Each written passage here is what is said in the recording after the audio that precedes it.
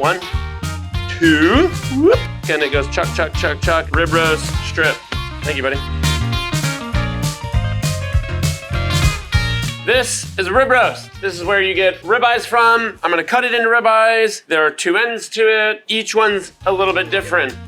So there's a chuck end, whoop, whoop, right here. Chuck end is towards the chuck, towards the top of the shoulder, and a loin end.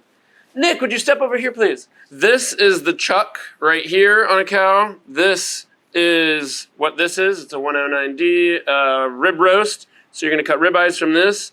And then this is New York. So we saw on Kevin's Butchery and some of the other stuff, we've got T-bones here, which is the New York, and on the other side, there's a tenderloin.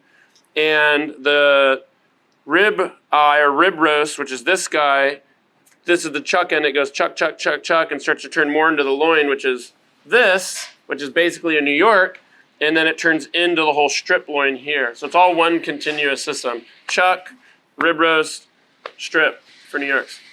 Thank you, buddy. Cool.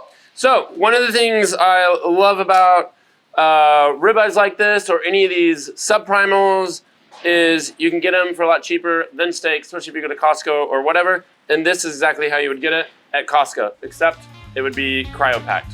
All right, let's get into it. Let's cut some steaks.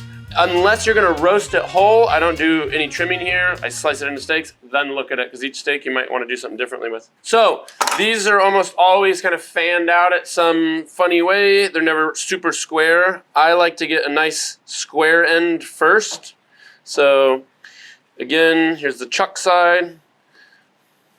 So now that I've got a nice square side to it, and again, you can just cut that up and saute it or whatever you want to do, but I don't like to have unsquare steaks because one side gets hammered and one side doesn't really cook as well. I'm going to do like 1.5 inches or so, which is about that. And we just go down the whole roast, cutting our steaks. 1, 2, whoop. If I want 1 inch, 1/2 inch, quarter, and you just put a ruler down here and you can go make these little marks, especially when you have cold fat. It's another thing that makes it real easy. You can just kind of notch, notch, notch, notch, notch. For some, you might say, I want to do a bunch of 1 inchers, like 5 1 inchers, and then a couple 3 inchers, and then some thin ones too. So you can just kind of notch it to measure before you start cutting. So you don't end up with some funny steaks at the end. I will end up usually with, again, another end piece here, just because I like really square steaks. Square steaks just mean more even cooking. One of the things about these rib roasts and strip loins is they're just really easy to portion. I don't even, if you're gonna have more than a few steaks, I don't know why anyone would buy cut steaks already, because you can always put these in the freezer. They last for like ever. It's nice to have a big long knife. These are scimitars. They're really cheap actually too. These are like 20, 30 bucks often.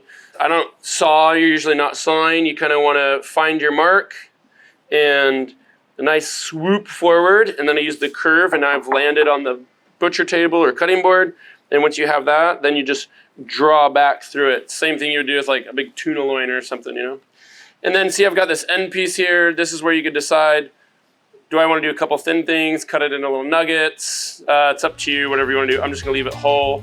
If you are buying a whole one, you just buy a whole one. They sell them in halves or thirds. I would say they're not all created equal. I'd look at them, the little 3-bone or 4-bone that's in the case, and I'd get the chuck end. That's what I like. Has all these extra larger muscles that moves to the chuck.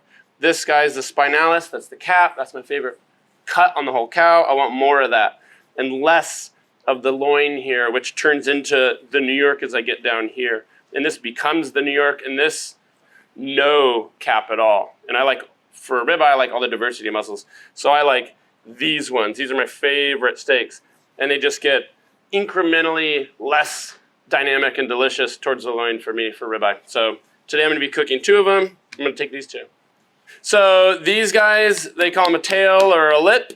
It depends what you're doing with it, but as I get into the steaks, I'll trim these off. So this guy, I'm probably gonna use that later. So I got these nuggets here. You see you have this fat here. You can keep some of that, or you can cut the whole thing off, usually like one of these. There's not a problem with leaving that fat on. It just depends what kind of eating experience you want. If you want fat for another project or something, you can definitely get it from this part of the steak. For all these, I'm gonna trim, so there's maybe like 3/4 inch fat here. It's called a rib roast, and that's because there's ribs under this whole side here, but I cut them off earlier because we're cooking with no ribs on ours today. But you can take them off, leave them on. I'm doing boneless ribeyes today, obviously. So I took the whole rack off yesterday. We can leave that. So all of these that I just cut from, the ribs are here. So this is where the spine is, and actually there's a whole, you know, the animal's symmetrical. So there's another side to him that's like this basically, and the spine is right here. So if the spine column was here, there'd be a rib roast or a rack of ribs or these prime ribs going down either side. You know, they're technically probably like further apart like this on the animal because the bones are huge and they got big backs, but that's where the ribs are, is on the underside.